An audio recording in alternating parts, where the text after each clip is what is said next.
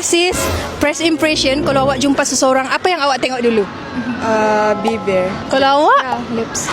Saya tengok hidung, muka dan semuanya. Bibir? Kalau I, hidung dengan bibir. Saya tengok bibir juga. Memang ngam. Sekarang dekat tangan Cahaya ada color ke water tint. Dekat sini ada 6 coat. Awak boleh cuba yang mana yang sesuai untuk awak. Lelaki pun pakai boleh sebab dia macam dia macam natural je. Bibir ni main peranan sangat untuk kita. Kalau bibir kita macam gelap, pucat, muka kita sekali gelap kan. Tapi kalau bibir kita macam soft, merah, pink, muka kita jadi macam terang. Betul. Pilih yang mana satu.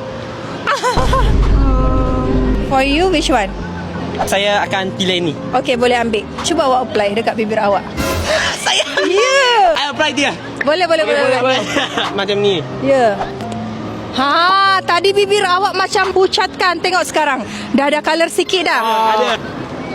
Wah. Wah, nampak natural kan? Macam nampak tak pakai apa-apa tau. And you? Cantik. Sesuai untuk bibir dia. Okey, awak pula. Awak boleh tengok dalam cermin. Oh, Cantik kan? wow. Cantik. How? Nice? like Is it nice? You like it? It's Yeah. like good for my complexion. Ya, betul. Rasa ringan and then dia tak melekit. Ya, betul. Sama-sama. Sebab saya sudi dah interview, buang masa dah. Tak apa. Water tint ni untuk awak juga. Awak boleh pakai nanti. Ya, sama-sama.